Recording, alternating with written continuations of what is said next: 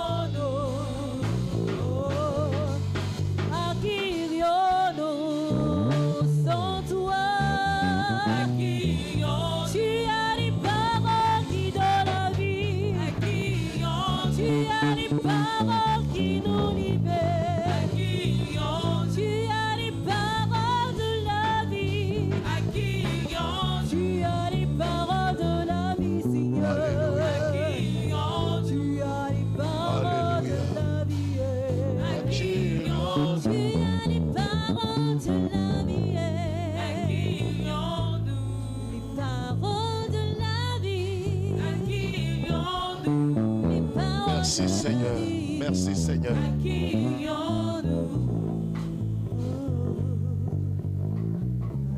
Gloire à Dieu.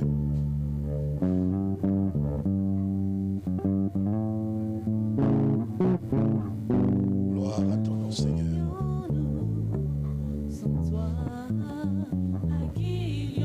Est-ce qu'on peut lever les deux mains vers le Seigneur?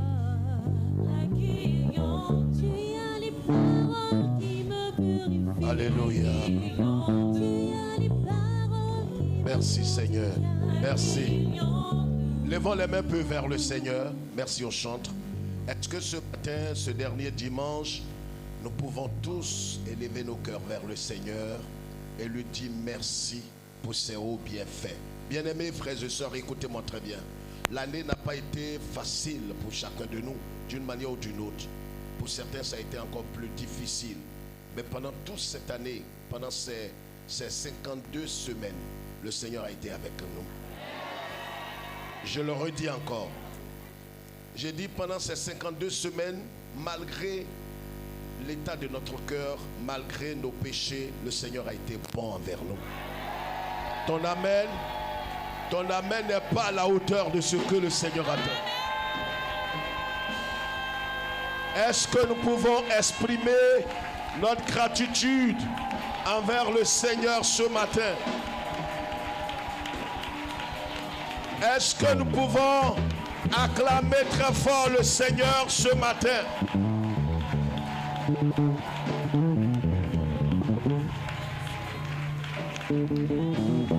Maintenant, est-ce qu'on peut pousser ensemble des cris de joie ce matin? Des cris de reconnaissance, des cris de gratitude. Est-ce qu'on peut lever les mains?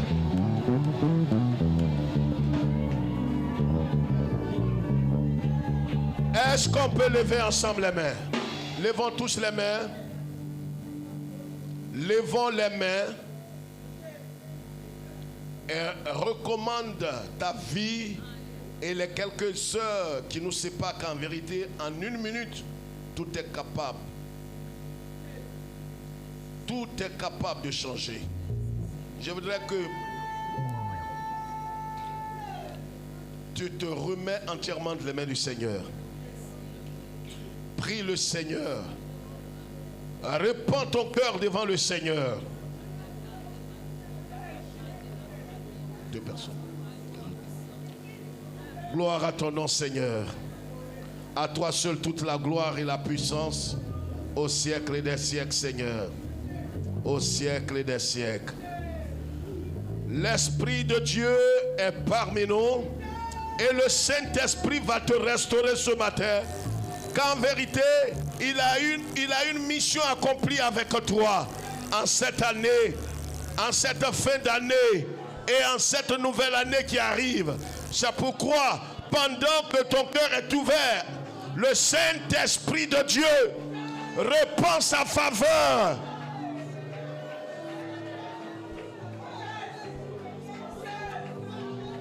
La katarabo sheterebo. Mandala yederebo shokata. Merci Saint-Esprit. Merci parce que tu es là. Et tu nous conduis ce matin.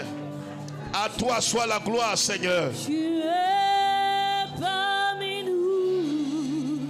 Tu es merci. Parmi nous. Alléluia. Est-ce que tu peux répandre ton cœur devant le Seigneur? Devant le Seigneur, tu es un adorateur. Même si les chants ne chantent pas, toi tu es un adorateur de Dieu. Est-ce que tu peux encore répandre ton cœur pour quelques secondes devant le Seigneur? Oublie les soucis, oublie les angoisses, oublie les échecs, oublie tout ce que tu as connu. Sache que malgré ton état, le Seigneur t'aime. Il t'aime d'un amour éternel. Il t'aime d'un amour profond. Il t'aime d'un amour démesuré. Béni sois-tu, Seigneur. Étant. Amen.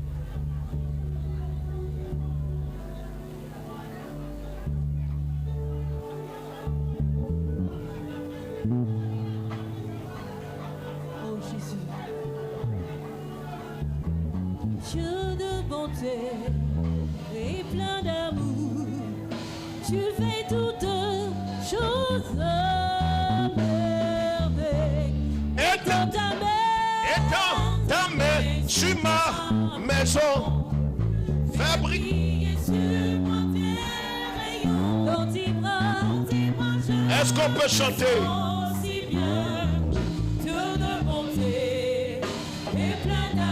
On peut chanter ensemble. Est-ce qu'on peut taper les mains? Étant. On peut taper les mains plus fort.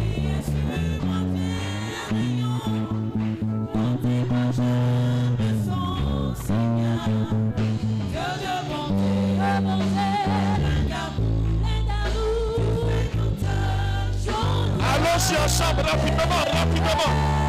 Étant ta main sur ma maison, fais briller sur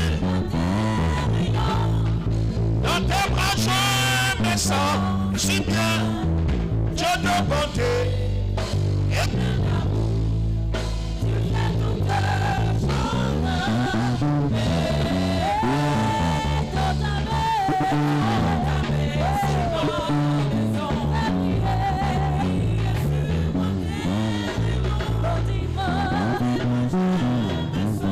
si bien. Dieu, une dernière fois.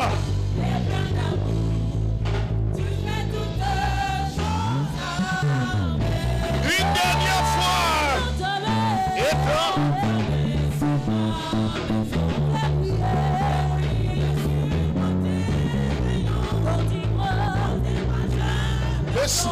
si bien, Dieu de bonté et plein d'amour, tu fais toutes choses merveilleuses.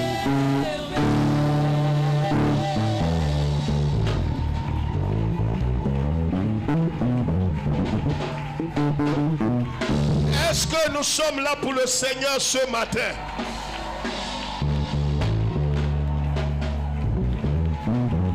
J'ai dit, est-ce que nous sommes là ce matin pour le Seigneur?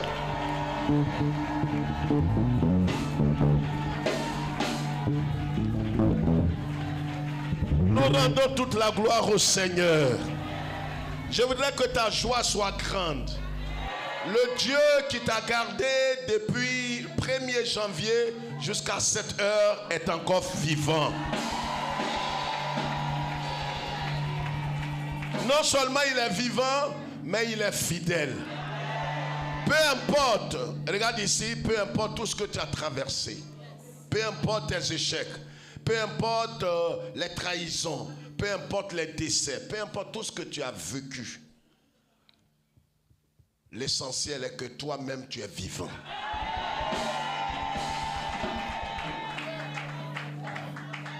Je répète encore, et la façon dont tu vas dire Amen, que le ciel prenne soin de de reconduire ces faveurs-là en 2026. C'est pas compté, je ne parle pas de ça. Vous savez, merci. La façon dont tu termines l'année, c'est comme ça que tu commences la nouvelle année. Ce matin, avant même que je n'ouvre la Bible pour commencer à parler, il faudrait que ta joie dépasse et soit plus débordante que tous ceux qui sont autour de toi.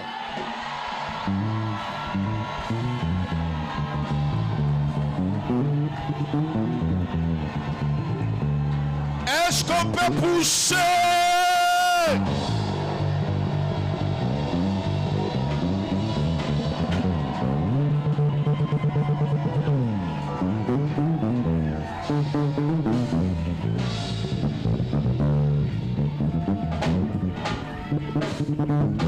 Que Dieu nous bénisse. Alors on va rester debout avec votre permission et puis lire la parole de Dieu. Juge chapitre 20, rapidement. Juge chapitre 20. Prenez vos Bibles. Juge chapitre 20. Nous allons lire à partir du verset 27 jusqu'au verset 48. Merci au chantre. Amen. Amen. Amen. Amen. Je voudrais que ce matin, quand je l'ai dit, je sais pourquoi je le dis. Il faudrait que ce matin, même ton amen surplombe l'amen de tous ceux qui sont autour de toi. C'est un acte de foi. Alléluia. Ne sois pas timide et ne sois pas... Il ne faudrait pas regarder tout ce qui s'est passé. Ta joie et ta paix ne doit pas être conditionnée par tout ce que tu as vécu cette semaine. Quelqu'un m'entend? Je ne veux pas d'amen qui traînent comme des vaincus. Vous savez, quoi qu'on dise, là où nous sommes, là, nous ne sommes pas tous des vainqueurs. Voilà, si quelqu'un dit qu'on est tous des vainqueurs, c'est un menteur. Dans tout milieu, il y a des vaincus et puis il y a des vainqueurs. Et puis, le troisième groupe, c'est ceux qu'on appelle les plus que vainqueurs.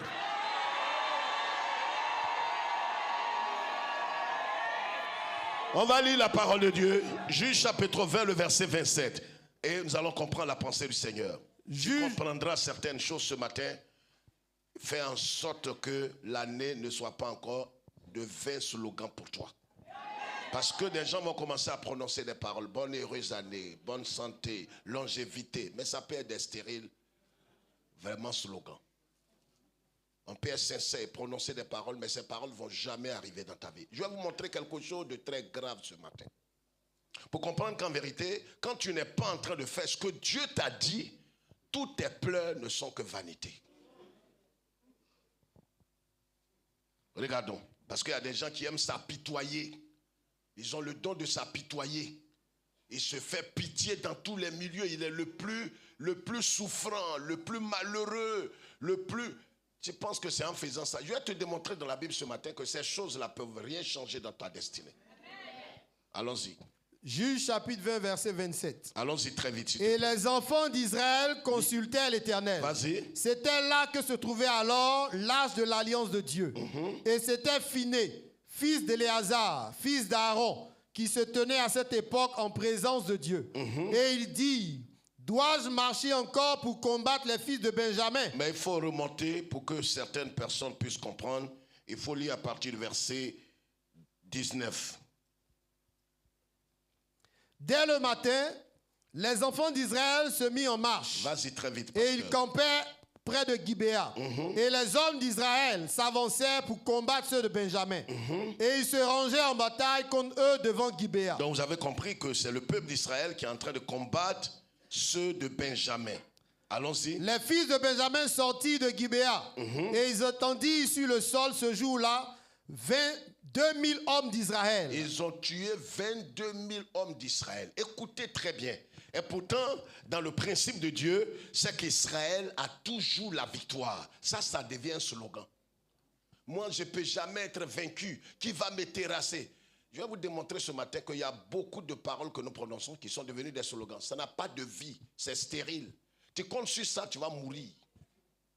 Israël, partout, Dieu lui a dit, regarde ici, tout lieu où foulera la plante de tes pieds, je te donne la victoire. Mais il a foulé le sol, ils ont tué 22 000.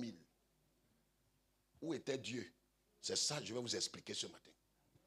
Le tout ne suffit pas de crier Dieu est avec moi. Il a dit qu'il sera avec moi. Je m'appuie sur sa promesse. Sa promesse est là, mais ses principes sont à côté. Pour ne pas que tu sois humilié en vain, et tu vas dire non, je ne sais pas, les années se suivent et l'humiliation aussi se suivent. Mais ça dépend. Si tu ne changes pas ta sémence, ta moisson ne changera pas. Asseyez-vous, il va lire pour nous.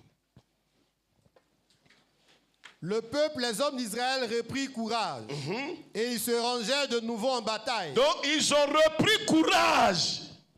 Et souvent on peut te dire, prends courage, ça va aller. Prie Allah, Mandere Bokoto. Ah Seigneur, tu as dit à Josué, fortifie-toi, prends courage. Je prends courage cette année 2026. Ils ont pris courage. Mais regardez la suite. Ils se rangèrent de nouveau en bataille dans le lieu où ils s'étaient placés le premier jour. Et les enfants d'Israël montèrent et ils pleuraient devant l'Éternel. Et là, ils ont pris courage. Deuxièmement, ils ont pleuré. Jusqu'au soir. Jusqu'au soir. Ils consultèrent l'Éternel en disant, dois-je m'avancer encore pour combattre les fils de Benjamin, mon frère? L'Éternel répondit, montez contre lui. C'est Dieu lui-même qui leur dit, montez. Ils ont consulté Dieu. Ça veut dire qu'ils sont spirituels. Ils se sont encouragés, ils ont pleuré, ils se sont levés, ils ont invoqué Dieu. Ça veut dire que tous les paramètres sont alignés. Ils disent à Dieu, et Dieu leur dit, montez encore. Allez-y. Regardez. Les enfants d'Israël s'avancèrent contre les fils de Benjamin le second jour. Vas-y. Et ce même jour, les Benjamites sortirent de Gibéa à leur rencontre. Et ils étendirent encore sur le sol 18 000 hommes des enfants d'Israël. Ils ont tué combien? 18 000 hommes. Aidez-moi. Laisse quelqu'un qui est plus vivant parler. 18 000 hommes de quoi? Des enfants de Benjamin ou Israël? Israël. C'est ça? Oh, ils sont à la tête et non? Ça me fait pas rire, madame. Ce dernier dimanche, il faudrait que je t'explique certaines choses pour ne pas que tu aies tes yeux pour pleurer en 2026. Le tout ne suffit pas de venir s'asseoir, écouter les messages, sortir, regarder tout le monde, tu tournes ta tête, tu regardes. Tu as fait ça pendant des années. Mais il faut que tu changes. Tu ne changes pas, les choses ne changeront pas pour toi. Allons-y. Tous tirant l'épée. Tous les enfants d'Israël et tout le peuple montèrent et vinrent à Bethel. Ils pleuraient et restèrent là devant l'Éternel. Les mêmes pleurs. Vas-y. Ils jeûnaient en ce jour jusqu'au soir. Ils ont jeûné cette fois-ci. Et ils offrirent des holocaustes. Ils ont compris maintenant. Ils ont pleuré, lève la tête. La première fois qu'ils ont été vaincus, 17 000 morts, 18 000 morts, et ils se sont encouragés. Ils ont dit non, prenons courage Israël, tu seras toujours à la tête et non à la queue. Tu seras toujours à la tête et non à la queue. Dieu dit, maintenant je proclame, maintenant je fais les proclamations prophétiques, des proclamations prophétiques. Tu peux être humilié dans ta proclamation. C'est fondé sur quoi? À la fin, ils ont compris que les pleurs, les jeûnes, l'encouragement, même la consultation divine a ses limites. Et on ne sait pas comment ils ont compris. Ils sont allés cette fois-ci, ils ont fait des actions de grâce. Quelqu'un me comprend? Ils jeûnaient en ce jour jusqu'au soir. Ils n'ont pas coupé à midi. Malgré les différentes défaites, ils ont jeûné. Ils ont jeûné jusqu'au soir et ils offrirent des holocaustes. Pourquoi ils n'ont pas commencé par là? Surtout que dans la loi lévitique et dans le principe divin, lève la tête quand on dit ça, on n'a pas encore commencé le message. Dans le principe de Dieu, là où il n'y a pas de sacrifice, il n'y a pas de triomphe. Dieu n'entre en scène que là où il voit le sang. Quand il ne voit pas le sang et il ne voit pas le sacrifice, ça veut dire que le combat est entre vos mains. Ça veut dire que vous êtes capable de combattre et d'avoir la victoire vous-même. Donc vous ne comptez pas sur lui. C'est pour ça que dans le royaume de Dieu, à cette époque-là, tout se réglait par le sang. Dis le sang. Laisse quelqu'un dire le sang. C'est pourquoi la Bible dit que tout est sanctifié par le sang. Sans effusion de sang, il n'y a point de pardon de péché. C'est pourquoi Dieu lui-même va prendre la forme d'un être humain et venir à la croix, mourir, verser son sang pour que nous ayons ce qu'on appelle le pardon de nos péchés. Pour que non seulement nous ayons le pardon de nos péchés, mais que nous soyons délivrés de l'esclavage de Satan et de la puissance de Satan et de la puissance du péché. Le sang règle des choses que la parole et les slogans ne peuvent pas régler. C'est pour ça qu'en cette fin d'année, vous allez comprendre pourquoi est-ce que les sorciers veulent du sang. Parce que tout se règle par le sang. Dis à quelqu'un, j'ai compris ça. Dis, je viens de comprendre encore. Maintenant qu'ils ont fait des holocaustes, maintenant qu'ils ont fait des actions de grâce, reprend tous les enfants d'Israël. Et les enfants d'Israël consultaient l'Éternel, verset 27. Non, reprend le verset 26. Tous les enfants d'Israël. C'est pas quelques-uns, hein? C'est tous les enfants d'Israël qui ont jeûné et qui sont allés ensemble comme un seul peuple, une armée, faire des holocaustes. Ils n'ont pas délégué des gens, il n'y avait pas de substitut. Ce n'est pas des gens qui sont restés chez eux à la maison et envoyé leur sujet, dit, allez faire pour moi. Non, Dieu lui-même a besoin que tu sois là. Pour lui dire qu'en vérité, je ne suis que ton sujet. Je ne suis que ton serviteur. Je ne suis rien sans toi. Et la Bible dit qu'il est doux, agréable pour des frères d'être dans sa présence. Allons-y. Alors des gens sont chez eux comme des religieux et il dit, envoyez mon offrande. Envoyez mon offrande. Ton offrande ne garantit rien pour toi. Ce que Dieu cherche, ce n'est pas ton offrande et ta dîme. Il n'en a même pas besoin. Ce qu'il cherche, c'est ton cœur et la transformation de ta vie. Il n'a pas besoin de tes dîmes. Tu es un religieux. Tu peux mourir avec tes dîmes et tes offrandes. Tu peux être en train de donner tes dîmes et tes offrandes et tu seras tué par des sorciers si tu n'as pas Jésus. Et pourtant, tu as envoyé tes dîmes et tes offrandes. Ça ne garantit rien. En ce dernier dimanche, il faut que tu sortes des petits calculs. Il faudrait que tu sortes de la religiosité, des artifices charnels et des slogans stériles. Alors, vas-y. Et tout le peuple montèrent et vint à Bethel. Ils pleuraient et restaient là devant l'Éternel. Ils sont restés là. Ils ont pleuré. Ils ont cherché la face de Dieu. Ils se sont encouragés. Mais ce n'est pas fini. Ils jeûnèrent en ce jour jusqu'au soir. Ils ont jeûné jusqu'au soir. Et ils offrirent des holocaustes et des sacrifices d'action de grâce. Ils ont fait des holocaustes et des sacrifices d'action de grâce devant l'Éternel. Écoutez très bien maintenant. Vas-y. Et les enfants d'Israël consultèrent l'Éternel. C'était là que se trouvait alors l'arche de l'alliance de Dieu. Et c'était Phiné, fils d'Éléazar, fils d'Aaron, qui se tenait à cette époque en présence de Dieu. Et il dit, dois-je marcher encore? Ils sont allés encore consulter Dieu pour dire, on vient de pleurer, on vient de rompre le jeûne. Est-ce qu'on doit monter? Parce que ce n'est pas la première fois qu'ils demandent à Dieu si on doit monter. La première fois, ils avaient demandé à Dieu, Dieu leur a dit montez. Ils sont allés, c'est là, il y a eu 17 000 morts dans leur rang. La deuxième fois, ils ont pleuré, ils ont pris courage, ils sont allés 17 000. Donc la troisième fois, là, ils ont fait maintenant des sacrifices, des holocaustes et des actions de grâce. L'action de grâce, lève la tête. Lève ta tête d'abord. L'action de grâce, c'est de dire à Dieu qu'en vérité, je ne suis rien sans toi. En vérité, je suis ce que je suis par ta pure grâce. Si je suis arrivé à ce niveau, ça n'a pas été par mon intelligence.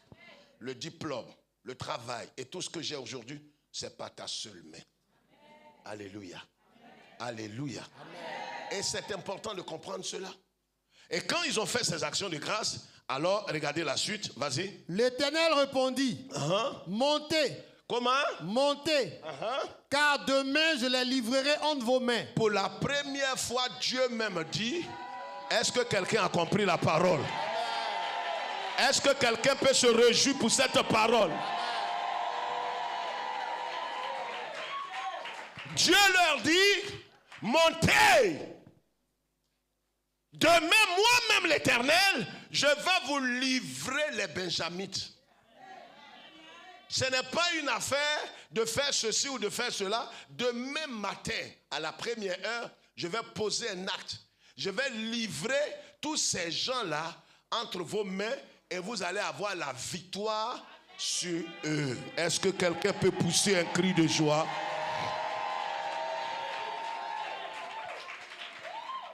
Qu'est-ce qui a fait la différence? Écoutez très bien, et je vais expliquer tout à l'heure. Ils ont posé des actes, ils ont fait tant, Dieu leur dit, et puis maintenant, regardez, vas-y. Alors Israël plaça une embuscade autour de Gibéa. Quand bien même que Dieu leur a dit que demain, je vous livre vos ennemis entre vos mains, il fallait que Israël réfléchisse pour ce qui est de la matérialisation de la victoire que Dieu leur a donnée. Je reprends le français. Pour ce qui est de la matérialisation de la victoire, c'est de ta responsabilité. Dieu te livre tes ennemis, mais pour que cela soit concret, il faudrait que toi-même tu réfléchisses. Et tu t'appuies sur le Saint-Esprit pour dire, quelle est la voie que je vais emprunter? Quand Dieu te dit, je t'ai donné la victoire, je t'ai donné un homme, je t'ai donné un foyer, je t'ai donné, mais ça ne veut pas dire que tu vas rester là les bras croisés. Israël a compris qu'après l'offrande et le sacrifice, ils ont mis un petit piège devant les Benjamites. C'est vrai que Dieu dit, je vais les livrer. Mais il va les livrer comment si vous ne faites rien? Il n'y a rien sans rien. Oh Dieu, maman, oh Seigneur, alléluia, tu m'as livré mes ennemis. Je vais me coucher maintenant, Seigneur. Que Dieu soit loué. Va te coucher et tu vas les voir en rêve. La victoire là, tu vas voir ça en rêve et non pas de façon tangible. Et quand ils ont mis le piège, qu'est-ce qui s'est passé? Alors, les enfants d'Israël montèrent contre les fils de Benjamin le 3e jour, et ils se rangeaient en bataille devant Gibéa, comme les autres fois. Et les fils de Benjamin sortirent à la rencontre du peuple, et ils se laissaient attirer loin de la ville.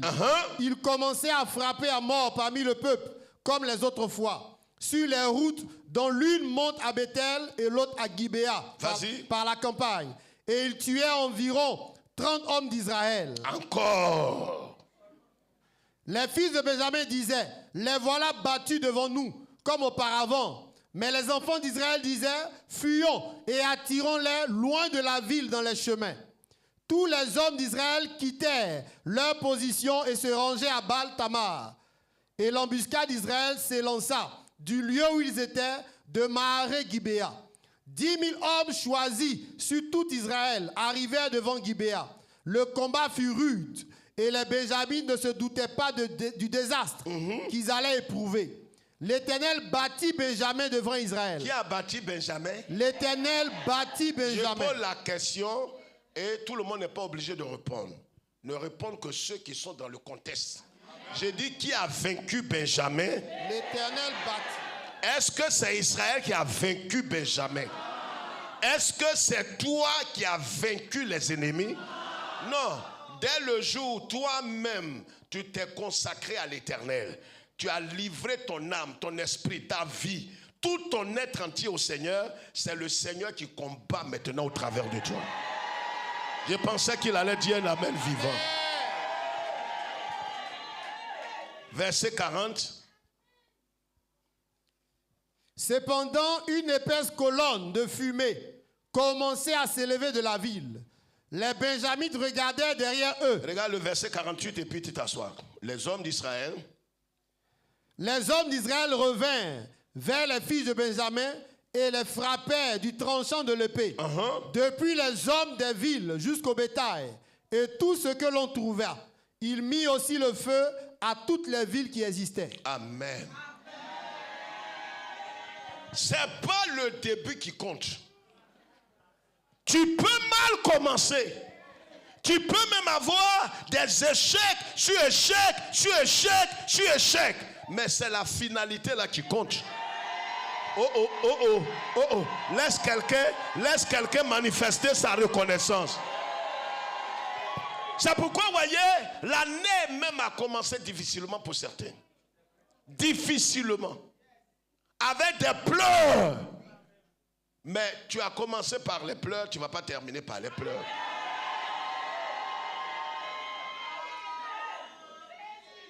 De quoi il s'agit? Notre thème ce matin, marcher selon le principe divin pour éviter l'humiliation.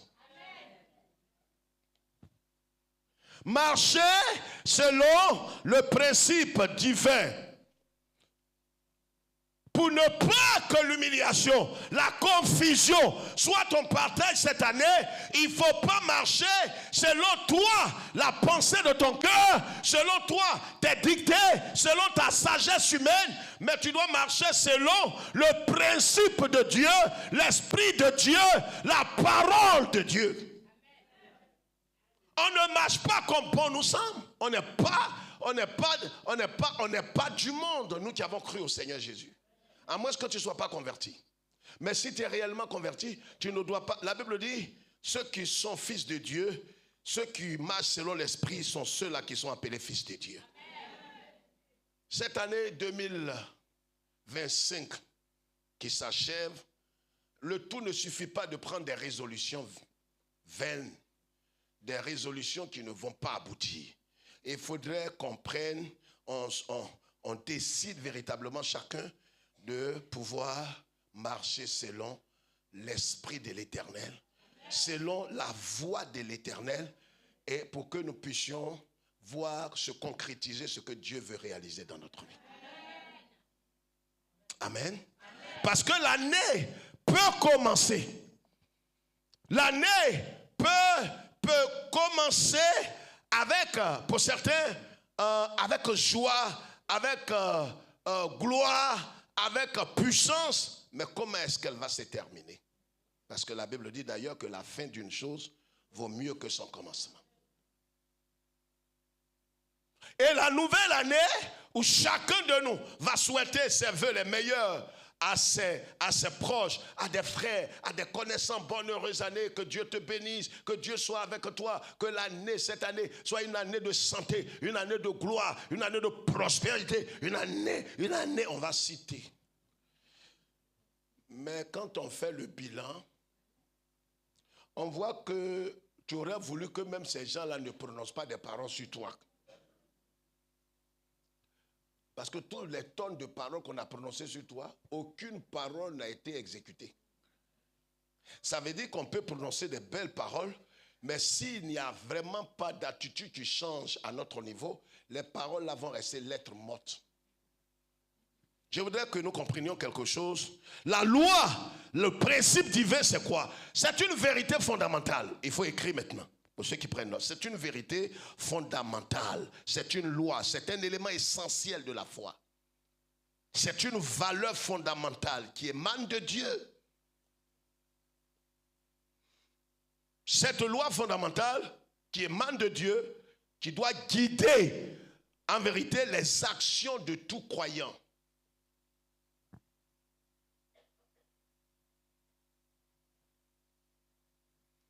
C'est ça la loi fondamentale. Et si on n'a pas compris qu'en vérité, dans ce monde, Dieu agit qu'au travers des principes qu'il a établis, mais nous allons passer à côté. Nous serons en train de prononcer des paroles, en train de bénir le Seigneur, d'adorer le Seigneur, mais si nous n'avons pas compris sa loi fondamentale par laquelle Dieu lui-même opère et il agit, mais on va passer à côté.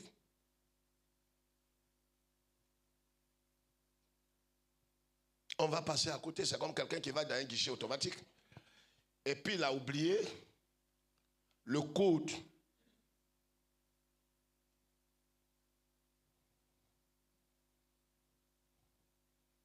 Dis à quelqu'un, c'est mon histoire.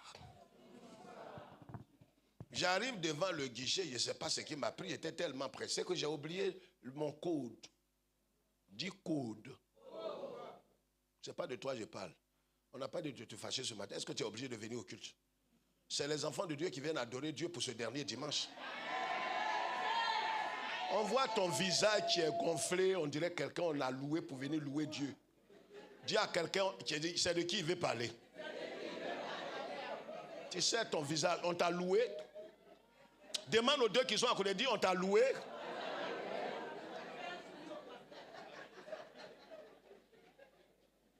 Dieu n'utilise pas les captifs. Il ne traite pas avec les esclaves. Dieu ne permet jamais que les esclaves viennent le louer.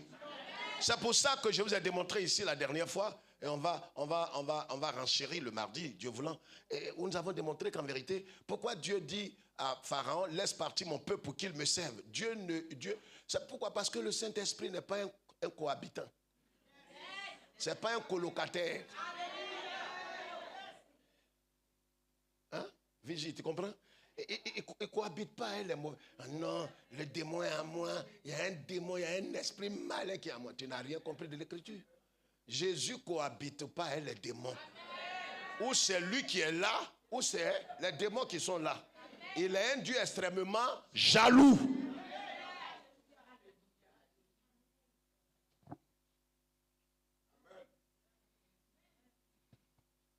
C'est très important.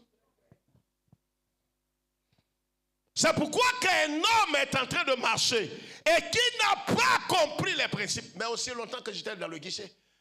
Mais je suis là en train de taper ma tête. Oh Seigneur, prière fait rien dans ça. Il faut que tu te souviennes de ton cours.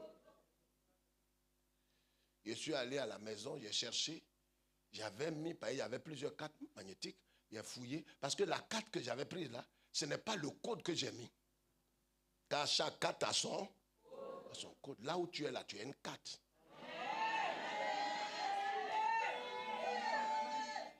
Et tu dis, frère, il faut avancer, j'avance.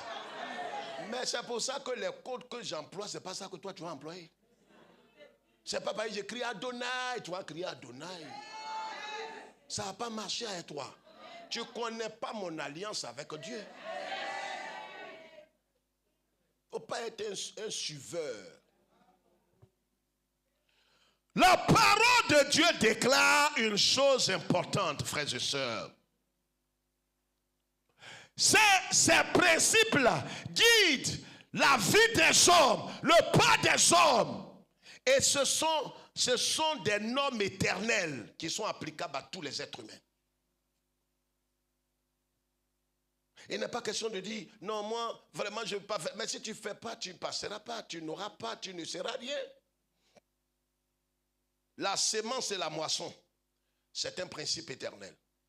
Tant que tu n'as pas sémé, c'est pourquoi les parents qui sont dans les villages, qui sont agriculteurs, ils peuvent venir dire, ah, oh là, beau cantere. On est allé dans un village, on a fait une campagne, et puis je vous ai raconté cette histoire à la télévision, à LMTV.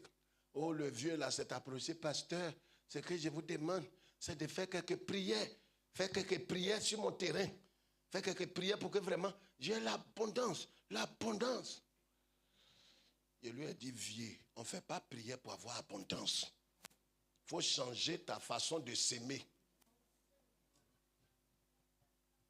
Tu sèmes petit, tu moissonnes petit. Le païen qui est à côté, quand il a sémé, il a nettoyé son champ, il a tout fait, il a pris soin, il va récolter plus que toi. Tu vas dire, ah, ce sont les sorciers. Ce n'est rien de sorcier. C'est comme l'étude. Que Dieu nous aide. J'ai dit que Dieu nous aide. Il est important de marcher, pas selon toi tes règles, pas selon toi tes lois, mais marcher selon l'ordre que le Seigneur a établi. Dans le principe de Dieu, à cette époque-là, avant, dans l'ancienne alliance, avant la nouvelle alliance, écoutez-moi très bien, je vais citer quelques points, vous allez comprendre. Quand Israël devrait aller en guerre, ou tout peuple attaché à Dieu devrait aller en guerre, il devrait d'abord, c'est-à-dire au préalable, faire un sacrifice. Vous vous souviendrez l'histoire de Samuel avec un certain Saül. Comme Samuel tardait à venir, alors Saül, il a dit, mais les ennemis sont en face, ils veulent venir. Vraiment, ce que je demande, le premier, ils ont entendu lundi, mardi, mercredi, jeudi, vendredi, samedi.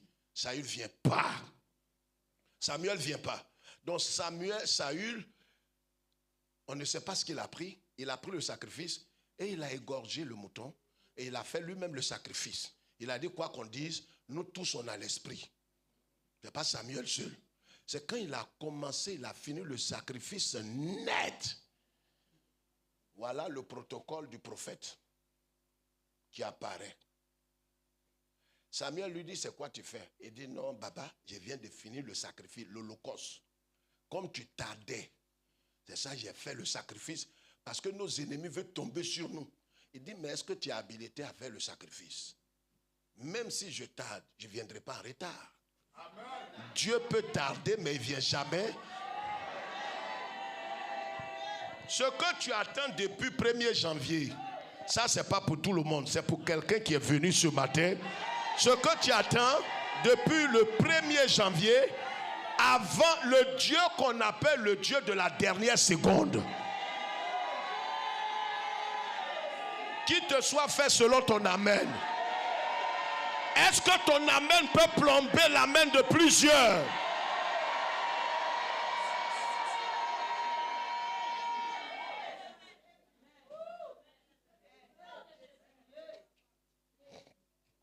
C'est important de comprendre.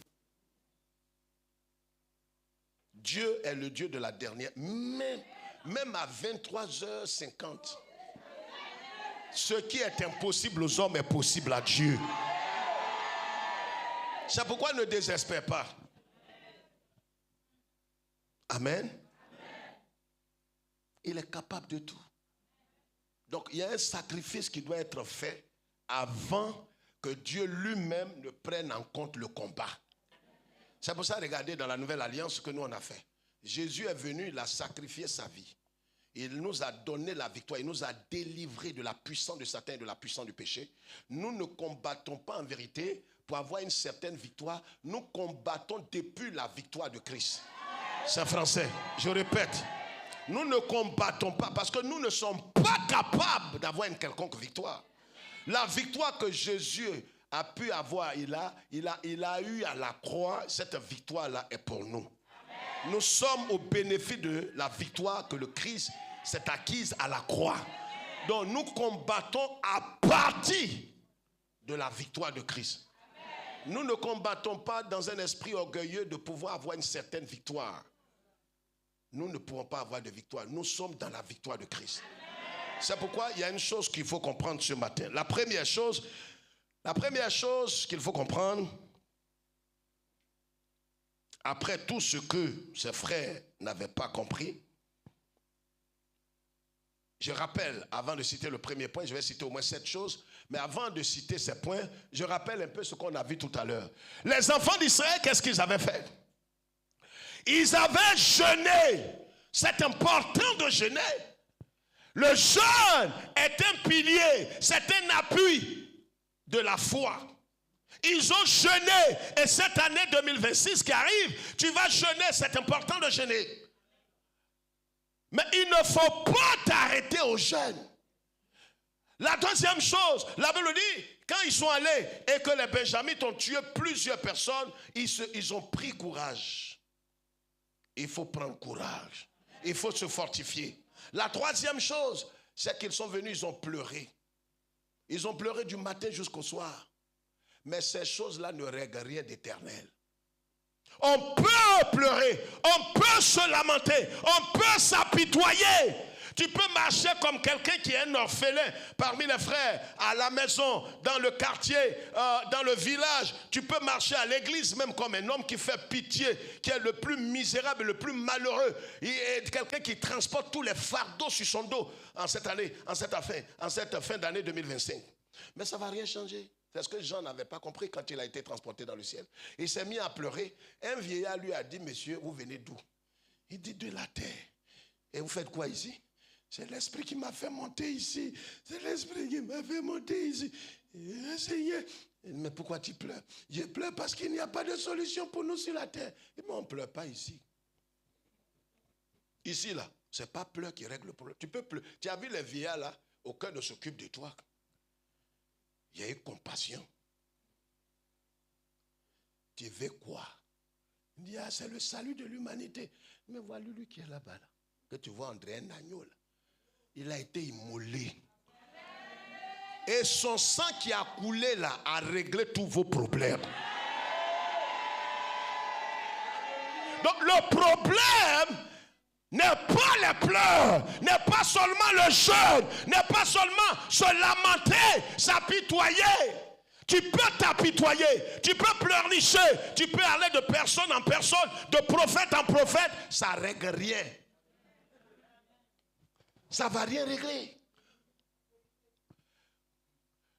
Même si tu vas donner un gros sacrifice à quelqu'un dans cette nouvelle alliance, parce que dans chaque alliance, il y a un principe. Il n'est plus question de sacrifice d'animaux actuellement. Tu donnes sacrifice d'animaux, ça ne fait rien aussi. Parce que ce n'est pas le temps. Le temps des sacrifices des animaux est passé. On est maintenant dans le temps où le Seigneur dit, soyez vous-même comme un sacrifice vivant. C'est-à-dire ce que Dieu cherche, ce n'est pas ce qui vient de ta main. C'est ton être tout entier qui doit être consacré à Dieu, esprit, âme et corps. La première chose qu'il faut nécessairement comprendre cette année selon le principe de Dieu, c'est la crainte absolue de Dieu.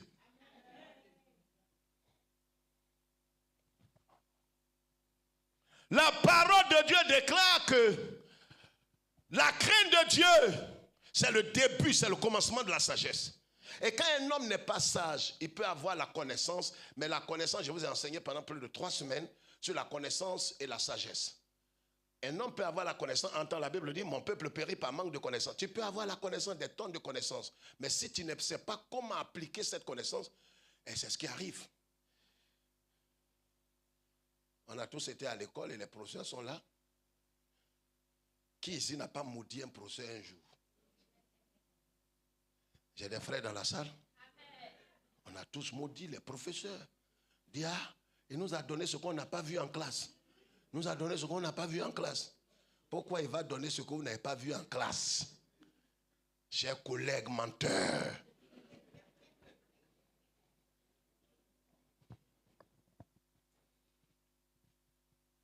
On a vu ces choses. Malheureusement, on ne sait pas comment appliquer la connaissance que les professeurs nous ont donnée à l'examen. C'est ce qui crée l'échec. Donc quelqu'un peut avoir des tonnes. C'est pourquoi le Seigneur Jésus dit quoi? Si vous savez ces choses, vous êtes heureux pourvu que vous les pratiquiez. Donc si tu as la connaissance, que tu ne peux pas exécuter la connaissance, mais ça ne t'apportera rien. Et tous on est passé par là. Tu tapes ton front, oh, je vois, mais il ne sait pas comment. Oh, je vois ce que tu dis. Tu vois quoi? Tu vois quoi? Arrête ça, tu vas être ridicule devant les gens. Quand tu ne connais pas Dieu, tu ne connais pas.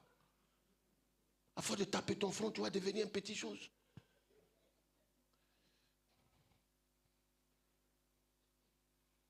La crainte absolue de Dieu. Il faut craindre Dieu cette année. Que ce soit pas, ta vie ne soit pas bâtie et fondée sur des stériles slogans. Oh, le Seigneur est avec moi. Il est avec toi quand toi tu es avec lui. Si tu ne crains pas le Seigneur ne sera pas avec toi. Crains le Seigneur en privé, en public, en parole, en acte. Crains Dieu. Crains Dieu. Ne te livre pas au mal. Tu ne vas pas te cacher pour boire, fumer, te prostituer, te pervertir. Et puis tu vas venir, Seigneur, maintenant voici une offrande. Je t'ai envoyé 10 000 vraiment. Tiens compte, c'est une manière de te moquer de Dieu. Ça veut dire que Dieu, on peut l'acheter. Je vis comme bon me semble, mais comme je ne crains pas ton nom, mais je suis venu quand même pour te donner une offrande. Oublie mes péchés et tiens compte de l'offrande. Ça ne marche pas comme ça. Cette année, au-delà des slogans, craignons tous le Seigneur.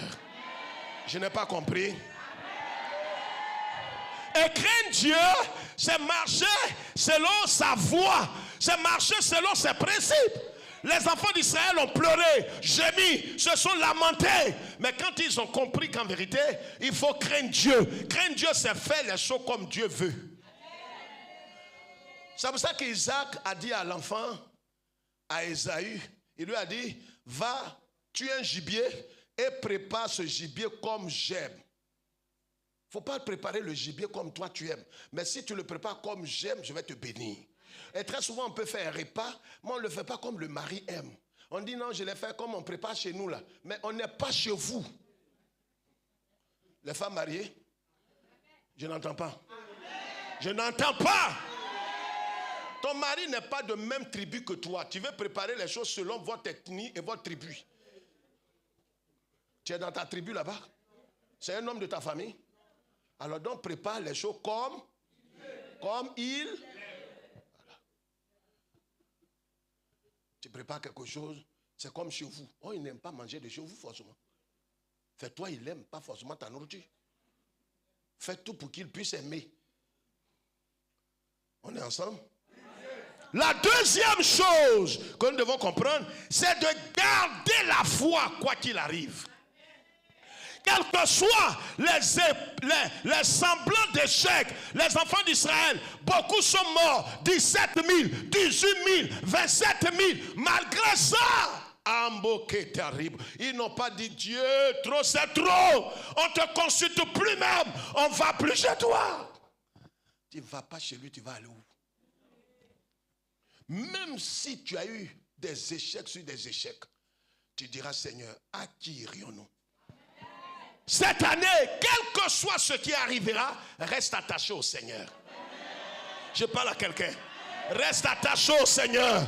Que l'épreuve, que la difficulté, que cette situation ne te détache pas du Seigneur. Mais reste attaché au Seigneur. Reste accroché à lui. Quel que soit ce qui arrive, reste attaché.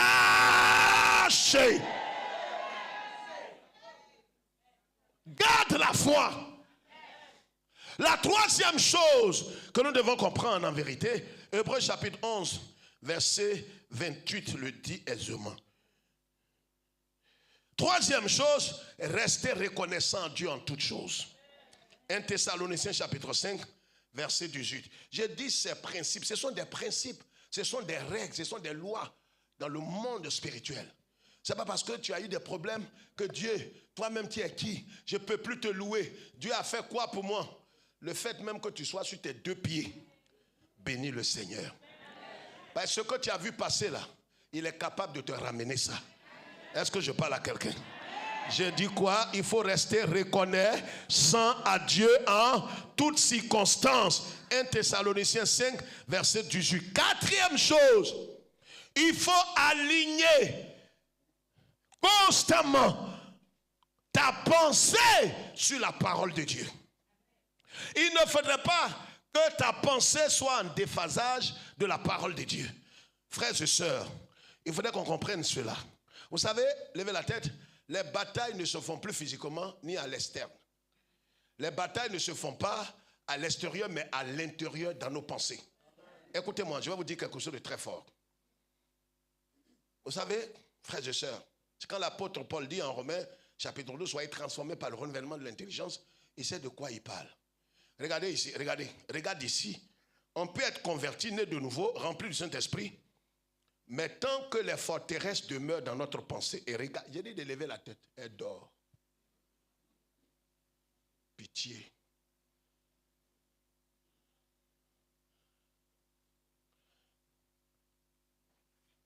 Tu es attaché au Seigneur, mais tu peux être attaché au Seigneur avec la tradition, ce qu'on appelle les forteresses. Ce ne sont pas des démons. Ce ne sont pas des démons. C'est des connaissances erronées. C'est des choses qui ne sont pas bibliques, mais qui sont des choses populaires que tu as entendues et qui est universelle même souvent. Et à force d'entendre ça, tu as accordé foi à cela. Est-ce que quelqu'un m'entend? C'est pour ça que les apôtres étaient avec Jésus, ils marchaient avec Jésus, mais ils avaient des forteresses.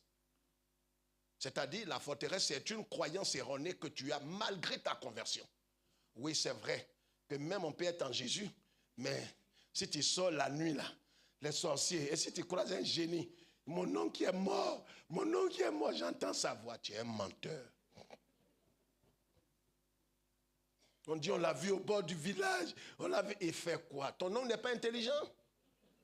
Il est mort, on a pleuré. Il n'a qu'à revenir au village s'il est sorti. Ouais, moi, ça ne me fait pas rire. Ça fait honte pour ceux. Et des intellectuels qui disent ça. C'est des forteresses. Ce qui fait que même quand il est converti, il va au village, quand il traverse même le cimetière, il marche comme ça. Chrétien, ancien. Dans sa tête, il y a quelque chose qui tourne là-bas. Et si, un coup comme ça, et que le vieux Zabadais sort devant toi, Zabadais va sortir où? Dis frère, aide-nous. Les apôtres étaient avec Jésus et la Bible dit que Pierre et les autres pensaient aux fantômes. Et pourtant, ils ont vu Jésus faire des miracles. Ils ont reçu l'esprit de Christ. Mais ils continuent de croire aux fantômes. Quand ils ont vu Jésus marcher sur l'eau, ils ont dit c'est un fantôme. Et ils crient, ah, fantôme, fantôme, Gazilia. Je vais vous faire une révélation ce matin. D'appuyer. Je vais vous dire que vous n'avez jamais fait attention. C'est pour ça que quand à Foire, Pierre, Jacques et Jean, avec Jésus, quand ils sont allés sur le mont de la transfiguration, Jésus n'a pas permis que les trois là parlent à les deux là.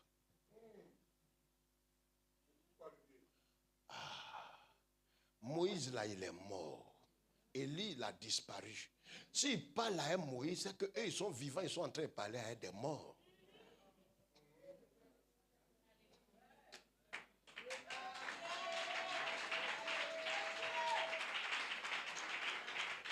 C'est le Créateur. Il parle aux vivants et il parle aux morts.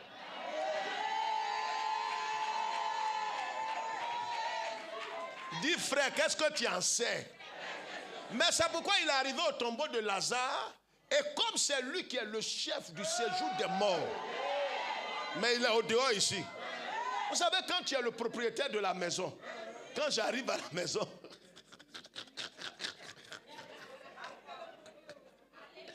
la façon dont je sonne est unique. Souvent, ceux qui sont à la maison, qui sont venus saluer ma femme, disent, mais qui sonne comme ça? Elle dit, c'est mon mari, ceux qui peuvent sonner comme ça. Tant que vous n'avez pas enlevé le crochet, je sonne seulement. Mais le problème est que quand je suis à l'intérieur, que quelqu'un vient, il sonne deux fois, j'écris, c'est qui ça? Pas celui qui doit sonner comme ça à l'intérieur. Je t'annonce que celui, alléluia. Celui qui doit te créer des ennuis, là, il est à l'intérieur. Celui qui est en toi est plus grand que ceux qui sont dehors. Tu ne partiras pas sans avoir rentré dans ta destinée.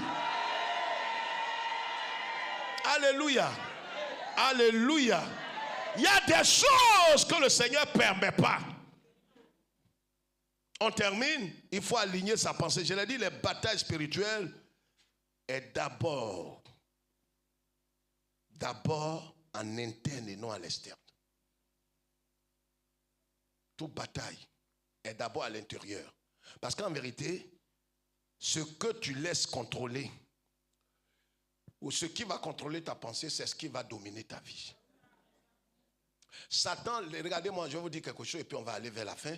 Satan ne peut pas t'obliger et puis te contraindre pour entrer dans ta vie. Il ne peut pas. Satan te propose des choses comme les vendeurs ambulants. Mais c'est à toi, ils insistent tellement que c'est à toi d'accepter ou de rejeter.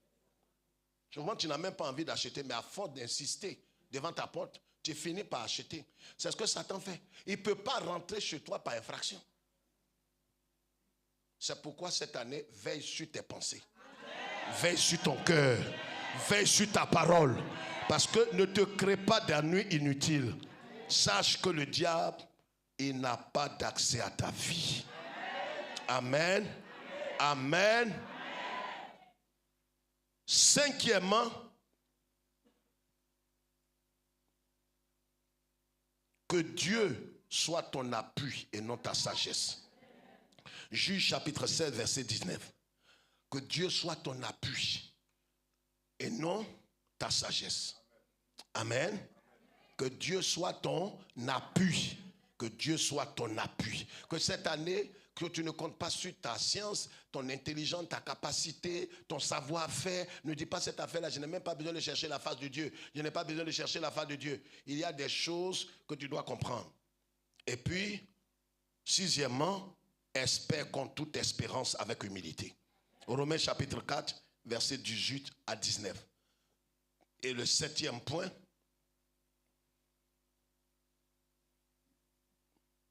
comprends la nécessité du sacrifice en Christ. Le sacrifice, ça peut être ce qui veut prendre le pas sur ta vie. Ça peut être une offrande, ça peut être l'argent, ça peut être ta vie, ça peut être quelque chose dans ta vie. Mais il faut apprendre à comprendre le sacrifice, l'importance du sacrifice. Quand le Seigneur parle, tu peux même lui donner ton argent, mais tu n'as pas donné le nécessaire. Ce que le Seigneur attend de toi, c'est de sacrifier ce qui est plus important. Et c'est ton cœur, c'est ta vie, c'est ton temps, c'est ton être tout entier qui doit être dédié au Seigneur comme un sacrifice vivant. Quand ces hommes-là ont compris et qu'ils ont fait le sacrifice et qu'ils ont été reconnaissants envers Dieu, Dieu lui-même, le lendemain, a livré leurs ennemis et ils ont battu les Benjamites. Et la finalité, c'est qu'Israël a eu la victoire. Même si tu as connu des déboires, tu as connu des échecs, tu as connu des illusions, mais tu ne seras pas humilié. Si tu comprends le principe de Dieu et que tu sais que ce que le Seigneur attend de toi, c'est que tu te consacres tout entier, tu sois tout entier au Seigneur, le reste là, le Seigneur va le faire. Que cette année, ce ne soit pas de vains slogans, mais que ce soit une vie de sacrifice. Que tu livres ton être tout entier au Seigneur, que tu apprennes à craindre Dieu, que tu apprennes à honorer le Seigneur, que tu gardes la foi quel que soit ce qui arrive, que tu apprennes à honorer et à être reconnaissant au Seigneur. Et quand tu appliqueras tous ces principes, le Seigneur ne fera qu'honorer ta foi. Que Dieu nous bénisse, que Dieu soit avec nous. Béni sois-tu, merci pour ta parole, merci pour ta grâce dans nos vies. Béni sois-tu, bénis ton peuple et bénis, Seigneur, la semaine qui commence pour ta gloire, au nom de Jésus. Et les rachetés disent...